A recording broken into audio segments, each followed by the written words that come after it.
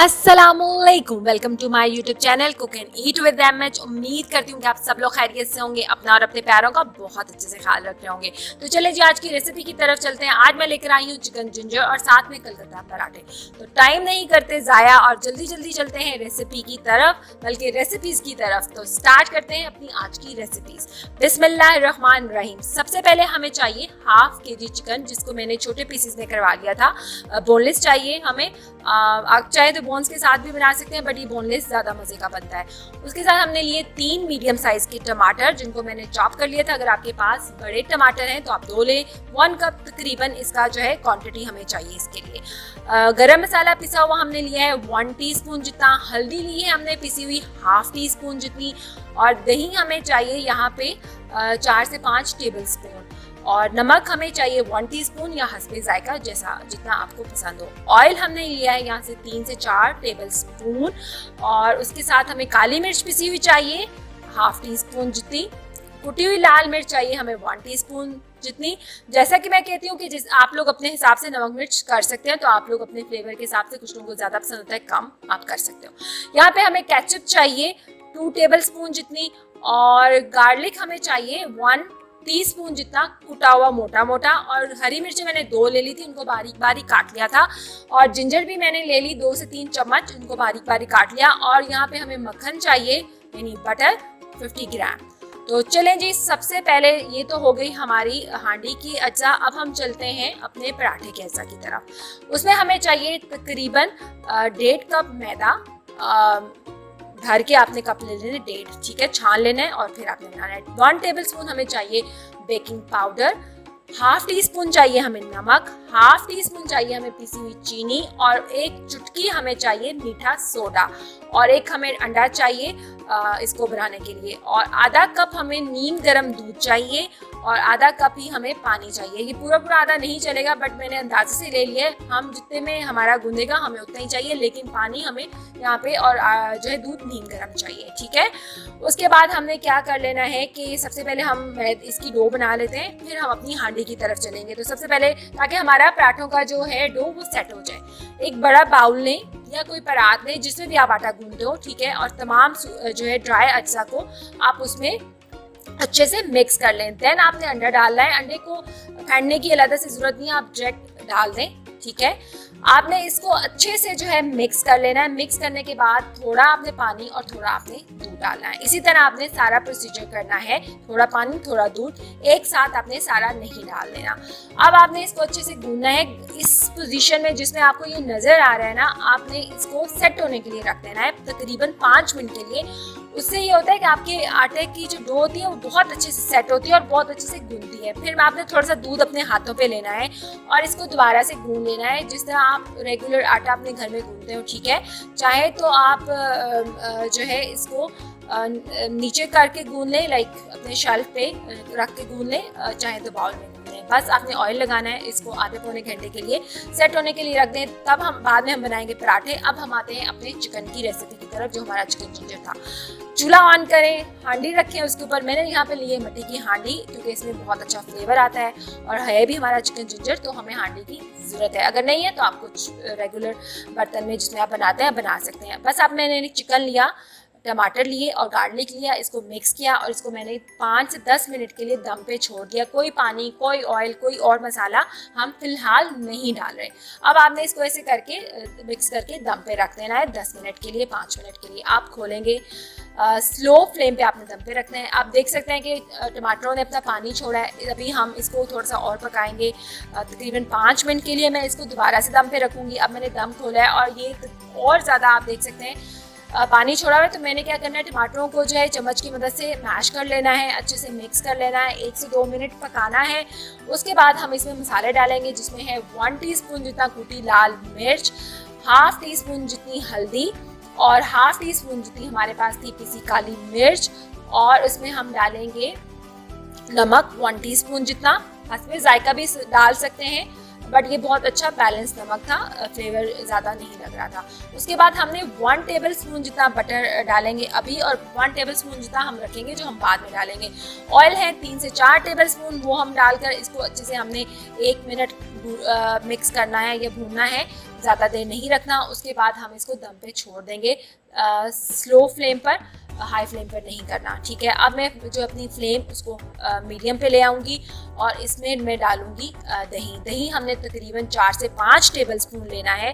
दही मेरा थोड़ा सा पतला था, अगर आपका गाढ़ा है तो आप 4 टेबल स्पून डालिएगा, मैंने तकरीबन 5 टेबल स्पून डाले थे। उसके बाद मैंने दही को डालने के बाद इसको दम पे छोड़ा 10 मिनट के लिए, और अब मैं इसको जो है थोड़ा सा भूनूंगी और उसमें डालूंगी 1 टीस्पून जितना गरम मसाला, हरी मिर्च और आधी अदरक। आधी अदरक हम गार्निशिंग के लिए रख देंगे, ठीक है। यानी आपके पास अगर 1.5 चम्मच है तो आप उसमें से आधी डाल देंगे इसमें और आधी रखेंगे बाद में। अब हम डालेंगे 2 टेबल स्पून जितनी केचप, इससे ज़्यादा नहीं डालनी। केचप का हमें बहुत ज़्यादा रिच फ्लेवर नहीं चाहिए, इसीलिए 2 टेबल स्पून काफ़ी होगी। अब इसको आपने अच्छे से मिक्स करना है और उसके बाद फिर आपने इसको दम पे छोड़ देना। आप कहेंगे कि यार बार बार दम, तो ऑब्वियसली रेसिपी का हिस्सा होता है इसको दम पे रखना, ताकि आपका मीट अच्छे से गल जाए। अगर मीट अच्छे से गला नहीं होगा तो आपको खाने में भी मज़ा नहीं आएगा। तो मैंने इसको छोड़ दिया है दम पे। अब मैं इसको जो है दम खोलूँगी और उसमें जो हमारा 1 टेबल स्पून हमने पहले डाला था और 1 टेबल स्पून जो रह गया था हमारा बटर, तकरीबन 50 ग्राम, वो हम इसमें दोबारा से डालेंगे और इसको अच्छे से मिक्स करके बस 1 मिनट के लिए आपने इसको दम पे छोड़ना है, ज़्यादा नहीं, ताकि बटर ऑयल जो है इसका आ जाए। बस अच्छे से आपने 1-2 मिनट इसको फिर से भूनना है और बस जी ये हमारा रेडी हो चुका है। आप देख सकते हैं कि मैंने इसको बहुत ज़्यादा ड्राई नहीं किया और बहुत ज़्यादा पतला भी नहीं रखी इसकी ग्रेवी को। आप देख सकते हैं इसका जितना हमें चाहिए। अगर आप इसको चाहें तो आप इसको राइस के साथ भी सर्व कर सकते हैं। बहुत बॉइल्ड राइस लें उसके साथ सर्व करें, ज़ीरा राइस लें उसके साथ सर्व करें, बहुत मज़े का लगते हैं। आप पूरी के साथ सर्व कर सकते हैं, आप इसको नान के साथ भी सर्व कर सकते हैं। ज़रूरी नहीं है कि आप ये वाला पराठा बनाएं, आप किसी भी चीज़ के साथ सर्व करेंगे। ये बहुत मज़े की जो है बहुत डिफरेंट सी रेसिपी है। हांडी में जो इसका फ्लेवर आया है वो डेफिनेटली आपको दूसरे बर्तन में नहीं आएगा, बट अगर नहीं है तो कोई बात नहीं, आप उसमें भी ट्राई करिएगा, उसमें भी मज़े का बनेगा। सिंपल सी मैंने इसकी गार्निशिंग रखी, जो मेरे पास अदरक थी मैंने वो डाल दी, प्याज के कुछ स्लाइसेस लिए, मिर्चें ली मैंने और बस वो डाल दी और सिंपली ये रेडी हो चुके हैं। आप देख सकते हैं कि कितना यमी लग रहा है और मेरा वॉइस ओवर करते वक्त मेरे मुंह में पानी आ रहा है। बहुत मज़े की रेसिपी थी, बहुत मज़ा आया। नाश्ते में खाएं, डिनर में खाएं, लंच में खाएं, जब आपका दिल चाहता है। गेस्ट आए आप उनके लिए बनाएं, खुद के लिए बनाएं, अपने लिए भी कभी कभार स्पेशल डिशेस बनाया करें, ट्राई किया करें। तो चले जी, ये तो हो चुका है रेडी। तो अब हम चलते हैं पराठों की तरफ। अब ये आधा पौना घंटा हो चुका है, तकरीबन उतना ही टाइम जितना मैंने हांडी बनाई, तो मैंने इसको सेट होने के लिए छोड़ दिया, ठीक है। अब मैंने इक्वल साइजेस के जो है इसके इक्वल साइज़ के जो है मैं इसके 3 पेड़े बना लूँगी, ठीक है। आप चाहे 4 भी बना सकते हैं, मैंने ज़रा बड़ा पराठा बनाया था, आप छोटे भी बना सकते हैं। साइज छोटे बनाएंगे तो आपके 4 बन जाएंगे। बस कुछ नहीं, मैंने मैदे को डस्ट किया ऐसे, ठीक है। उसके बाद मैं इसके ऊपर पेड़ा रखा और इसको बेल लिया मैंने। सिंपल सा मेथड है, हर बंदे का अपना तरीका होता है पेड़ा बनाने का। मेरा ये भी मेथड है, डिफरेंट मेथड भी है। इसके अलावा भी मैं आपको पराठे की शेप्स बता चुकी हूँ। मैं जो है यहाँ पे डाल दूँगी डिस्क्रिप्शन में, तो आप वहाँ से भी देख सकते हो, ठीक है। और उसके बाद मैंने क्या किया, इसको बेल लिया थोड़ा सा गोल सी रोटी और मैंने घी लगा दिया। मैंने यहाँ पे घी लिया है, आप चाहें तो देसी घी लें, ऑलिव ऑयल ले लें, आप चाहें तो रेगुलर जो कुकिंग ऑयल होता है वो ले लें। उसके बाद मैंने जो है मैदे को डस्ट किया है, सेंटर से मैंने एक कट लगा लिया है, ठीक है। उसके बाद इसकी मैंने साइड को इसको उठाया और साइड पे इसको उसके ऊपर प्रेस कर दिया, ठीक है। आप देख सकते हैं कैसा ये सर्कल बन गया। देन मैंने ब्रश लिया, उसके ऊपर घी रखा, घी लगाया और इसको दोबारा इसके ऊपर लगा दिया। अब मैं थोड़ा सा जो है इसको कट लगाऊंगी एक साइड से और मैदा डस्ट करूंगी। देन मैं इसका रोल कर दूंगी इसको और ये हमारा पेड़ा हो गया रेडी। अब जो इसका कॉर्नर था उसको आपने नीचे की तरफ से प्रेस कर देना है और इसको दबा देना है, ठीक है। अब ये हमारे तीनों पेड़े रेडी हो गए हैं। इनको मैं तकरीबन 5 से 6 मिनट के लिए सेट होने के लिए रखूँगी। अगर ये आटा गंदम का होता तो आपको सेट करने की ज़रूरत नहीं थी, आप फ़ौरन पराठे बना सकते थे। बट मैदा जो है फैलता नहीं है इतनी आसानी से, ठीक है, तो वो फिर आपको गूंदने में प्रॉब्लम होता है। तो आपकी आसानी के लिए मैंने क्या किया कि इसको सेट कर लिया, ताकि आप लोगों को कोई प्रॉब्लम ना हो बनाने के लिए। और आपकी आसानी क्या, मेरी भी आसानी थी, आसानी से ये बेला जा रहा है। अब इसको मैंने बेल लेना है। ये थोड़ा सा दूसरे पराठे से ज़रा सा मोटा होता है, ठीक है। वो बहुत बारीक होता है, वो क्रिस्पी होता है। ये खस्ता ज़रूर होगा बट क्रिस्पी नहीं होगा, ठीक है।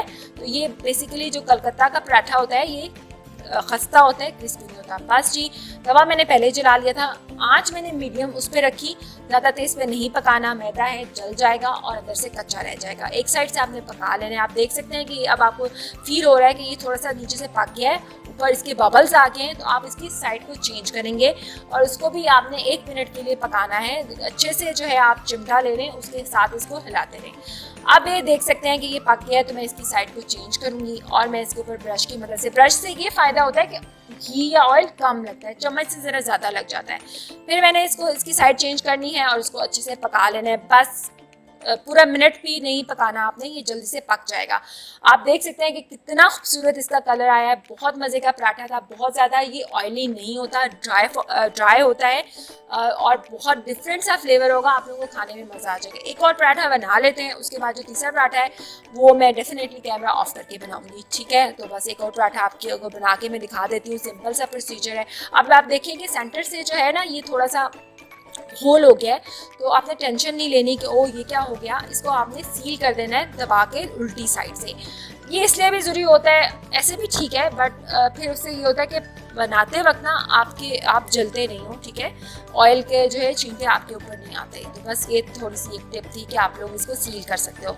इसी तरह बेलूंगी, जैसे मैंने पहला पराठा बेला, ऊपर नीचे करके आप कर सकते हैं। तवे पे डालें, सेम प्रोसीजर से इसको पकाएंगे। पराठे इतने डिलीशियस थे कि ज़रूरी नहीं है कि इसके साथ कोई ग्रेवी हो। आप नाश्ते में इसको मीठी चाय के साथ भी बना सकते हैं, आप नाश्ते में चनों के साथ बना सकते हैं, आप वैसे किसी भी डिनर लंच में आप सर्व कर सकते हैं। बट ये ऑप्शन नहीं है कि सिर्फ आप इसको चिकन जिंजर के साथ ही खाएं, आप वैसे भी इसको ट्राई कर सकते हैं। मेरा दिल किया कि क्यों ना आज चिकन जिंजर के साथ पराठा बनाया जाए, तो मैंने आप लोगों के साथ इस पराठे की भी रेसिपी शेयर कर ली कि एक तीर से 2 शिकार हो जाएं। तो इसीलिए अदरवाइज आप चाहें तो इसको किसी भी चीज़ के साथ खा सकते हैं। आपके पास ऑप्शन है, आप चाय के साथ खाओ, भुजिया के साथ खाओ, चनों के साथ खाओ, जो आपको अच्छा लगे आप उसके हिसाब से खा सकते हो, ठीक है। अब मैंने ये दोनों पराठे बना लिए हैं। तीसरा पराठा जो है मैं कैमरा ऑफ करके बनाऊंगी ताकि जो है जल्दी जल्दी से बन जाए, जल्दी से काम हो जाए। आप लोगों को मज़े मज़े की रेसिपीज़ पहुँचाने के लिए डेफिनेटली मुझे होता है कि ज़रा वीडियो थोड़ी सी कम बट हो जाती है डेफिनेटली लंबी। तो चलें जी, ये भी हो गया हमारा पराठा रेडी। तो बस अब कुछ नहीं करना, तीनों पराठे हमारे हो चुके हैं रेडी। मैंने एक तेज़ सी नाइफ़ लेनी है, जो नाइफ़ ज़रा शार्प हो। उसके बाद मैंने इसको सेंटर से काटना है, फिर मैंने एक और साइड से काट के 4 पीसेस कर लेने हैं। और आप देखें कि मैं इन पराठों को उठा रही हूँ, आप देखें कि कितना इसका जो लेयर्स हैं वो आप लोगों को ये नज़र आ रही हैं। ये इतना ज़्यादा खस्ता पराठा बहुत मज़े का बना था, डिफरेंट सा फ्लेवर था। आप लोगों को पहले ऐसा पराठा नहीं खाया होगा और जिन्होंने खाया होगा तो डेफिनेटली उनको पता होगा कि इसका क्या फ्लेवर है। बस उसके बाद मैंने इनको चारों तरफ से काटा था, 4 पीसेस में काट लिया था और ये काफ़ी है आई थिंक 4-5 लोगों के लिए, इतना इस क्वांटिटी में जो अब पेट भर के खा सकते हैं, ठीक है। अब मैंने इनको रेडी हो चुके हैं और उम्मीद करती हूँ कि आप लोगों को मेरी आज की दोनों रेसिपीज़ बहुत पसंद आई होंगी और आप लोगों ने ज़रूर ट्राई करना है, अपना फीडबैक देना है मुझे और साथ ही साथ मेरे चैनल को सब्सक्राइब करना है, बेल आइकन के बटन को क्लिक करना नहीं भूलना ताकि मेरी हर आने वाली वीडियो का नोटिफिकेशन मिलता रहे। अपना ख्याल रखिएगा, मुझे दुआ में याद रखिएगा। अल्लाह हाफिज़।